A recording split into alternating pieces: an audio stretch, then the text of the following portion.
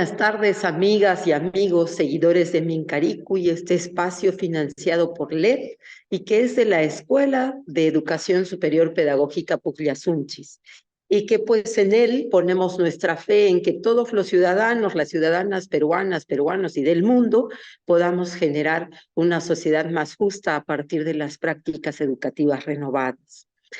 Hoy tenemos el gusto de estar con el ingeniero Víctor Bustinza, ingeniero agrícola, es un especialista en recursos hídricos y en gestión ambiental, y pues para quienes le seguimos la carrera de cerca es alguien comprometido con el desarrollo rural, especialista en gestión integrada de los recursos hídricos. Él está a cargo ahora de la Oficina Desconcentrada de la Macrorregión Sur Cusco del Instituto Nacional de Investigación en Glaciares y Ecosistemas de Montaña. Vamos a conversar justamente con él al respecto, así es que bienvenidísimo, ingeniero Víctor. Muy buenas tardes. Buenas tardes, un gusto estar aquí y muchas gracias por la invitación. A sus órdenes. Y pues directamente nuestra preocupación tiene que ver con todo lo que hemos estado viviendo, ¿no? Y con estas señales que al parecer en nuestro clima nos están advirtiendo ya de los cambios. Para empezar, ¿por qué es importante un nevado, un glaciar? ¿Por qué? Sí, bien, el Perú tiene el 71% de los glaciares tropicales del planeta. Entonces, la importancia radica en que alrededor de los glaciares existen millones de personas, viven millones de personas. Entonces, ya solo, por ejemplo, pensar en la cuenca Vilcanota-Urubamba, donde viven más de 1.200.000 personas y Wow. es una cuenca glaciar, de ahí la importancia de los glaciares en la vida de millones de personas, en los medios de vida de millones de personas, en los sistemas productivos, en la generación de energía eléctrica. Entonces, resulta crucial, ¿no es cierto? En este momento, donde hay una variación del régimen hídrico, del régimen de precipitaciones, en octubre, noviembre, diciembre del año pasado, enero, febrero de este año, prácticamente las precipitaciones han estado ausentes. Y lo que ha encubierto, podríamos decir, lo que ha cubierto ese déficit hídrico, prácticamente ha sido la fusión de los glaciares, el deshielo de los glaciares. Pero ¿qué va a suceder cuando no haya glaciares? Esa es la pregunta que tenemos que hacernos, ¿no? Los glaciares de todas maneras nos van a dejar, se van a ir los glaciares por este tema del calentamiento global, el tema del cambio climático, se van a ir y nos van a dejar. Entonces tenemos que trabajar mucho en los ecosistemas naturales, en los ecosistemas de montaña. Tenemos que trabajar mucho en las cabeceras de cuenca. Ahí tenemos que tratar de invertir realmente porque estos ecosistemas son reservorios inmensos, naturales de agua, pero que dada su situación de deterioro, de escasez de cobertura vegetal, de camino a la desertificación prácticamente, no está haciendo de que el agua infiltre y recargue los acuíferos. Y eso es coherente con lo que nos dicen nuestros amigos del campo, que cada vez sus fuentes de agua son menos. Entonces, hay una conexión entre el glaciar y el ecosistema, ¿no? El ecosistema de alta montaña, principalmente el pajonal de Puna, los bofederales, van a tener que jugar un papel importantísimo en la regulación hídrica en los próximos años. Tenemos que actuar ahora, porque si actuamos al año 2030 o 2050 puede ser demasiado tarde, y ya solo pensar en el año 2030 que está aquí de la esquina a la vuelta, y, y vemos con mucha preocupación que ya ni siquiera tenemos que esperar estos años, sino que ya está sucediendo y el cambio climático se está manifestando con mucha mayor frecuencia y mucha mayor intensidad. Y sí, pues hemos observado en los últimos años, para quienes trabajamos en el sector rural, cómo nuestras lluvias y nuestras secas tenían 6 meses y eran tiempos casi exactos, inclusive habían mitos, habían leyendas como el de la yacana, la llamita del cielo que anunciaban la época de lluvias y la de secas, pero ahora hemos visto que normalmente en el mejor de los casos, en los últimos años hemos tenido 8 meses de secas. versus 4 de lluvias, y ahora hemos sentido esa disminución. Entonces, ¿qué exactamente está pasando con nuestros nevados de siempre, que ahora lucen con manchas que evidencian la pérdida de esa nieve perpetua que conocimos de niños? ¿Qué está pasando? Sí, a raíz en este caso del incremento sostenido de la temperatura en el planeta, ya sin necesidad de hablar solo en el planeta, sino en el caso de Cusco, cuyas proyecciones en este caso de incremento sostenido de la temperatura en el ámbito de las regiones de Cusco y Apurímac, por ejemplo, en el orden de 0,8 a 1,2 grados centígrados, eso indudablemente juega un papel fundamental, yo diría, un papel pero crucial en la reducción, en este caso, de los glaciares. ¿No? Y hay que ver el área, ¿no? Siempre digo, a veces es muy romántico hablar de retroceso glaciar, de área glaciar. Hay que ponernos a pensar de que este es un problema complejo y hay que verlo en esa dimensión. Entonces, no solo es pérdida de área glaciar, es pérdida de importantes reservas de agua dulce que son necesarios para el desarrollo de nuestra región, que son necesarios para el desarrollo del país. Ese es el análisis que tenemos que hacer. Ese es el análisis que nos falta hacer. Ese es el elemento fundamental para que realmente los tomadores de decisión puedan pues orientar adecuadamente, puedan orientar de manera eficiente la inversión pública. ¿Para hacer qué? Afianzamiento hídrico, siembra y cosecha de agua, y hay muchas formas de hacer siembra y cosecha de agua. ¿No? El tema del repoblamiento de los pastos naturales en provincias altas, por ejemplo, en el caso de Cusco, provincias altas, Canchis, Canas, Espinar, Chumivilcas, el 84% del territorio es pradera natural. ¿Y cómo está esa pradera natural? Degradado, ¿no? Por sobrepastoreo. Está degradado por incendio de pastizales, cientos de incendios de pastizales, miles de hectáreas degradadas. Entonces viene la precipitación, cae, hay escorrentía, lava la capa arable, pérdida del capital natural, no infiltra el agua, no recarga el acuífero, y esas son las consecuencias que tenemos de escasez de agua en todos nuestros manantiales, de los miles de manantiales que tenemos en las comunidades. Entonces, no podemos hablar de desarrollo en el país si no tenemos agua. Tenemos que hablar de desarrollo del país con agua. ¿Agua para qué? Para consumo humano prioritariamente. Agua para nuestros sistemas productivos. Agua para la generación de energía eléctrica.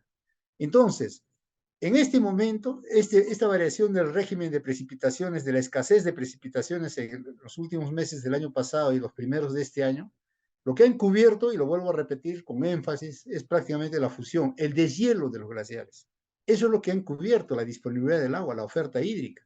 Pero cuando no haya los glaciares, indudablemente vamos a tener serios problemas. Vivimos en Cusco al menos en una cuenca glaciar, dependemos de los glaciares. A veces, indudablemente, la población citadina no ve la dimensión del problema, pero para quienes estamos en el campo permanentemente y para las poblaciones de las comunidades, además, indudablemente, de ser un apu, de un ser viviente en este caso, porque así lo consideran a las montañas, ¿no es cierto? Nosotros lo consideramos, los tecnócratas, ¿no? Los occidentalistas lo consideramos pues como recursos, pero en las comunidades lo ven de otra manera, son seres vivientes y esos seres vivientes nos están dejando. Entonces, es indudable que tenemos que actuar ahora porque si esperamos actuar después es bien difícil.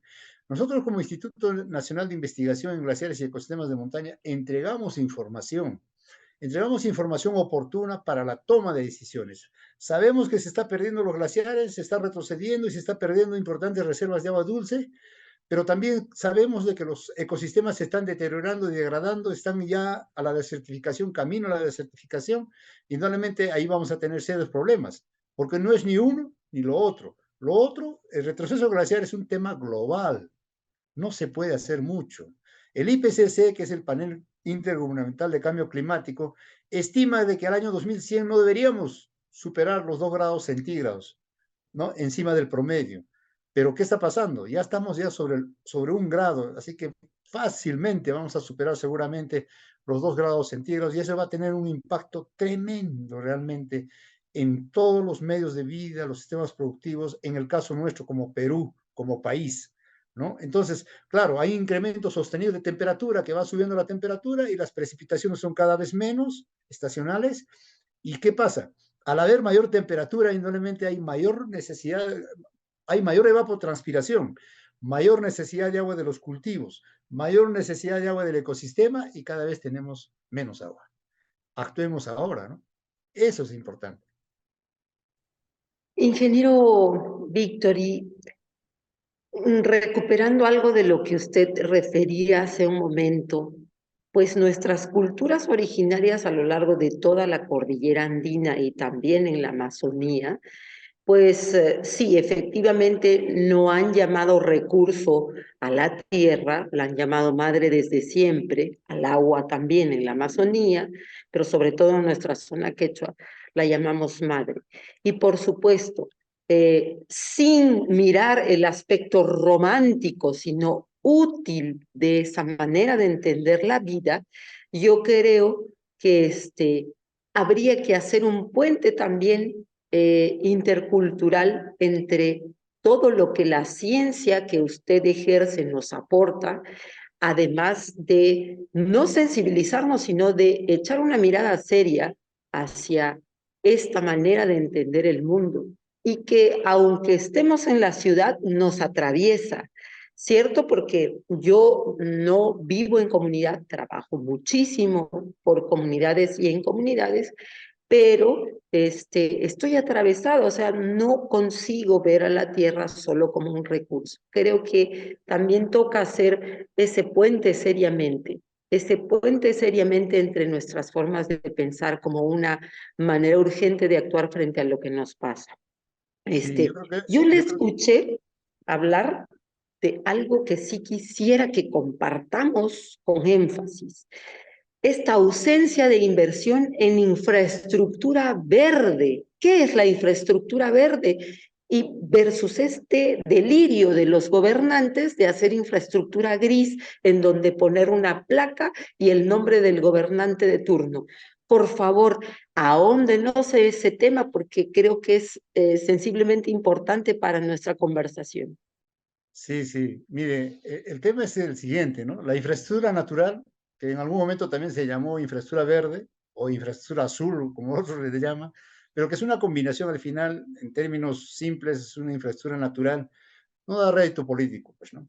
Es difícil, ¿no? Entonces, como no da rédito político, pues la inversión es muy limitada, ¿no? Entonces, la infraestructura natural está básicamente en, por ejemplo, en la recuperación de los servicios ecosistémicos de regulación hídrica, pero eminentemente con infraestructura natural. Y cuando hablamos de infraestructura natural, hablamos de varios elementos. Por ejemplo, el tema del repoblamiento y la resiembra de los pastos naturales, o la recuperación de las praderas naturales. Si nosotros vemos los cerros nomás, alrededor de la ciudad del Cusco o las montañas, y cuando vamos de camino al campo, vemos que todas las montañas están degradadas.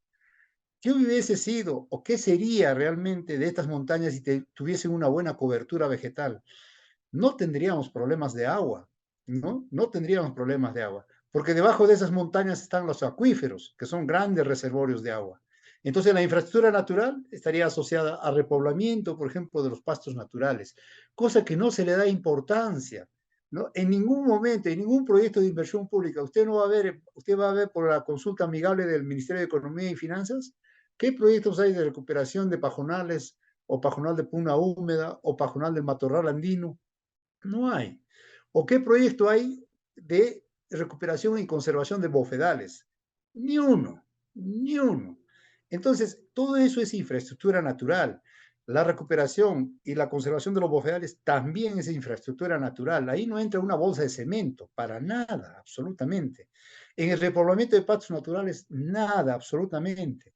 ¿No? En la siembra y cosecha de agua de proyectos pequeños integrales, ¿no? Donde veamos realmente la integralidad de las acciones de la cuenca, en este caso tributaria, del área de almacenamiento y del área de influencia aguas abajo, no hay cemento, todo es infraestructura natural. La forestación y reforestación, por ejemplo, con especies nativas, en el mismo piso ecológico de donde está, sin llevar plantas exóticas, ¿no? Entonces, eso es clave, todo eso es infraestructura natural. Y nosotros, y ahí voy a hacer un paréntesis, permítame, el día de ayer hemos presentado en Lima, en el Ministerio del Ambiente, el Inventario Nacional de Bofedales, ¿no? Entonces, Y y vamos a presentarlo, ahí un pequeño paréntesis, por favor, y vamos a presentarlo el viernes 16 de junio, de acá a 2 semanas, aquí en Cusco. En Cusco vamos a presentar el Inventario Nacional de Bofedales. Y hay unos datos interesantes ahí, de que en el caso de Puno, por ejemplo, el 32% del área de bofedales se concentra en Puno. O sea, la tercera parte del área de bofedales del Perú está en Puno. 12% en Cusco, 12% en Arequipa, o sea, si sumamos ya solo estas tres regiones, prácticamente la gran concentración de los bofedales están en el sur del Perú. Pero, ¿qué sucede? ¿Hay algún proyecto de recuperación, de conservación de bofedales? No hay ningún proyecto de inversión pública. Y los bofedales se están degradando por sobrepastoreo, porque están ingresando animales incluso que no son del piso ecológico, ganado vacuno está ingresando a los bofedales, ganado ovino está ingresando a los bofedales, cuando ese era el ecosistema principal para la vida y la producción de la producción alpaquera, principalmente, ¿no? Para eso eran los bofedales, pero ahora no, se están llevando ganados y eso indudablemente afecta tremendamente el ecosistema como tal. Los incendios de pastizales, los incendios de bofedales, cuando se secan temporalmente, se incendia y eso se degrada tremendamente. Y el otro tema del cambio climático, directamente en la situación y en el estado de salud de los bofedales, la escasez del agua, la precipitación.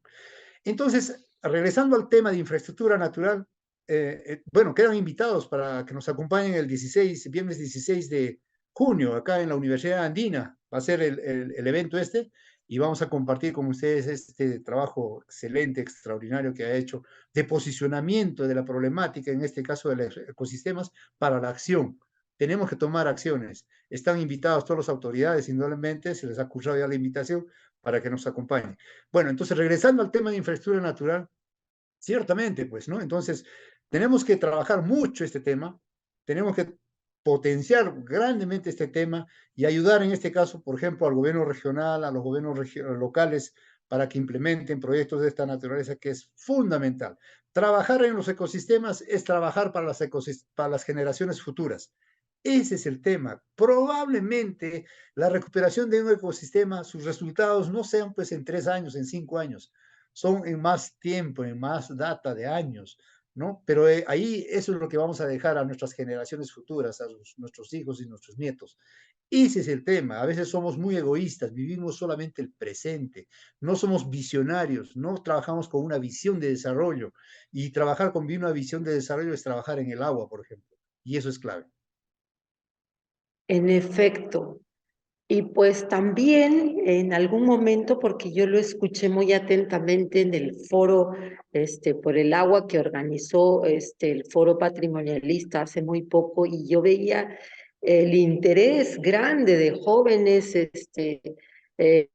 por involucrarse, pero lo que se sentía evidentemente es de que podemos la ciudadanía tener las mejores intenciones, obrar en pequeñito, pero lo que tenemos necesidad de que suceda ya es la toma de decisiones macro, la toma de decisiones políticas correctas.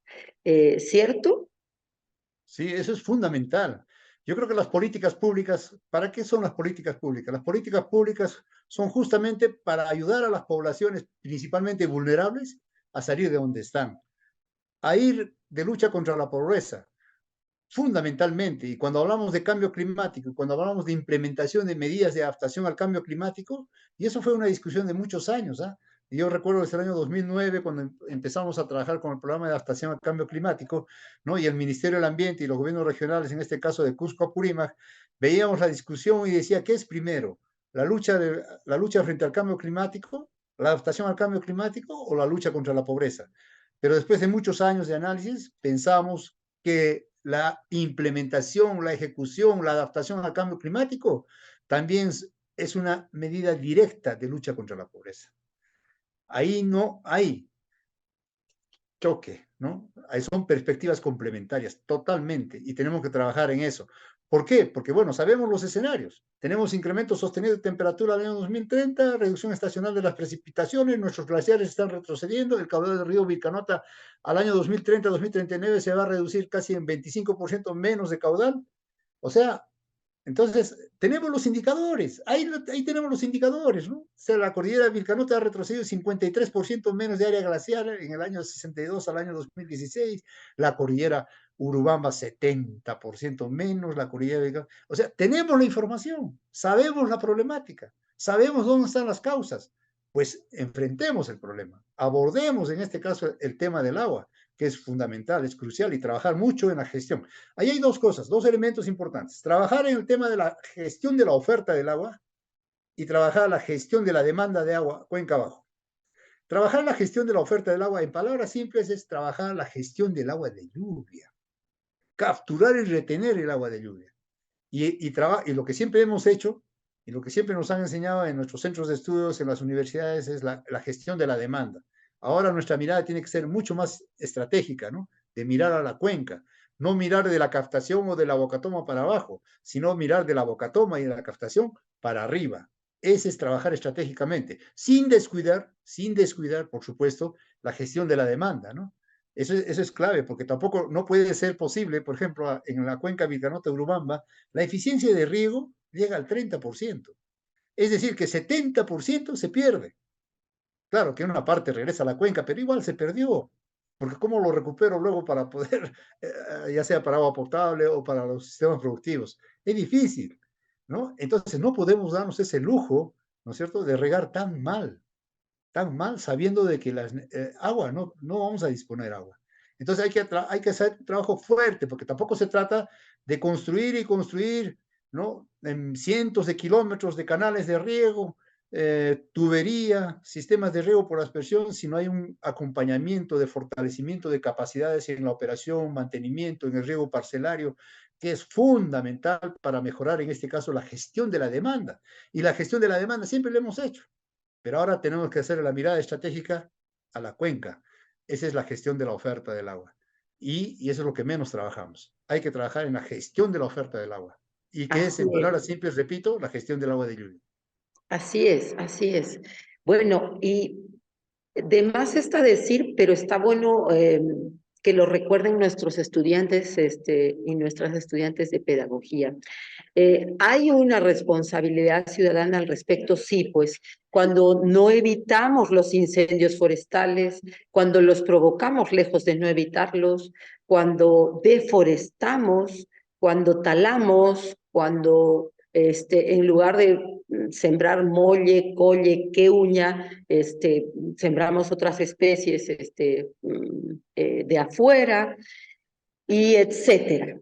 Pero también y fundamentalmente, y pues hay que asumir eso, por ejemplo, una planta de tratamiento con esta perspectiva, una planta de tratamiento municipal de la basura en todos los municipios de la región, una buena planta de tratamiento generaría cambios, ayudaría, ingeniero Víctor. Sí, sí, ayudaría mucho. El tema es el siguiente, ¿no? Y eso, cambiar de perspectiva y de pensamiento a nuestras autoridades es bien difícil. Y tenemos que ser honestos y ellos son conscientes, ¿no? O sea, si seguimos viendo la basura como basura, siempre va a ser basura, ¿no? Tenemos que cambiar la perspectiva acá, ¿no? El pensamiento, tenemos que cambiar en palabras simples el chip, ¿no? Porque hay que considerar que ese residuo sólido es un insumo para generar un producto. Y ahí hablamos del tema de economía circular, ¿no? Muy bien, si yo quiero hacer repoblamiento de los pastos naturales en provincias altas de miles de hectáreas, ¿no es cierto? No se trata de sacar un esqueje del Ichu, por ejemplo, o de la Coya o de la Chilligua y luego replantearlo así. No, eso no funciona así. Lo que funciona es que yo puedo sacar el esqueje del Ichu y lo puedo dividir en 100 plantitas, pero eso tengo que hacerlo producir con tierra negra y con abono. Y para generar abono, más del 50% de los residuos sólidos de la ciudad del Cusco es materia orgánica. Así Entonces, yo es. con esta materia orgánica lo que puedo producir es compost. Puedo producir toneladas de compost. Y esas toneladas de compost me pueden servir para hacer el repoblamiento de los pastos naturales en las quebradas altoandinas, en las partes altas de la Es, cuenca. Esa mirada estratégica no la tienen nuestras autoridades, lamentablemente. salvo excepciones, salvo excepciones. Pero lo que queremos acá es potenciar realmente y aprovechar esos recursos de los residuos sólidos, mirarlo como insumos para la generación de un producto y que ese producto sea llevado a campo, ¿para qué? Para asegurar agua en los años que vienen. Ese es un trabajo que está, ni siquiera está en la agenda. Ese es el problema, no siquiera está en la agenda, ¿no? Yo quisiera que, por ejemplo, en el Plan de Desarrollo Regional Concertado Cusco al 2030 aparezca este tema claramente, con metas e indicadores, porque si no medimos con indicadores, seguimos haciendo metas, somos activistas y actividad, y bueno, lo que hacemos en palabras simples es gastar, porque no hacemos inversión de calidad. ¿No? Y cuando Así hablamos de es. inversión de calidad, ya no quisiera hablar sobre este tema de desarrollo humano, porque es otro tema, pero la inversión que realmente hacemos es gasto. ¿No? Aquí no hay inversión. En la región Cusco no hay inversión, es gasto. Son millones y millones de Claro, ¿no? soles. Desde el Porque gobierno tendríamos regional que hablar y de desde gestión gasto. integrada. Claro, es gasto, nada más, porque no hay inversión de calidad. ¿No? Y bueno, pero Incluso, tenemos de que esta gestión, perdón, ahí nada más, está sí. empezando esta gestión, aunque ya ni siquiera empezando, ya son 5 meses de gestión, yo creo que ya es suficiente para tomar decisiones respecto al agua, ¿no? Y eso es, creo que, fundamental ahora, ahí, empezando en esta gestión, y también no solo del gobierno regional, sino también de los gobiernos locales y provinciales, ¿no? Nos tocará también asumir el compromiso ciudadano desde nuestras aulas, desde todos los espacios de la participación ciudadana, de exigir y fiscalizar también a nuestras autoridades respecto del gasto público y poner nuestra sostenibilidad como punto número uno, porque se proyecte lo que se proyecte, si esta vida no es sostenible, no van a servir sus proyectos para nada, ¿no? Entonces, tocará pues eso, organizarnos, informarnos, fiscalizar y actuar en consecuencia, porque ya es el colmo a qué punto estamos olvidando tema prioritario para la vida, prioritario.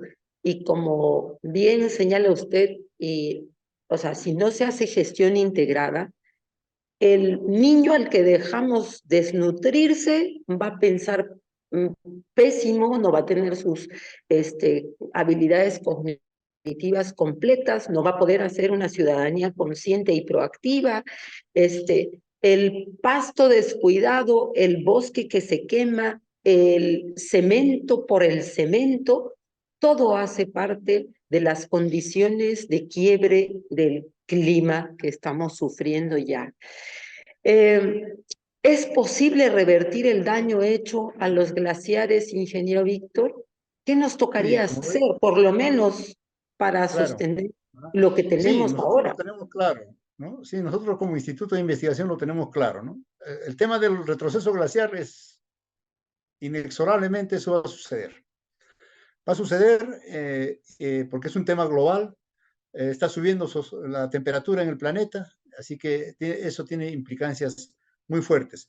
Pero localmente también influimos mucho. El año pasado se han dado más de 500 eventos de incendio de pastizales, ¿no? Y esos pequeñas partículas del hollín llegan a los glaciares y ahí nosotros le denominamos técnicamente el carbono negro.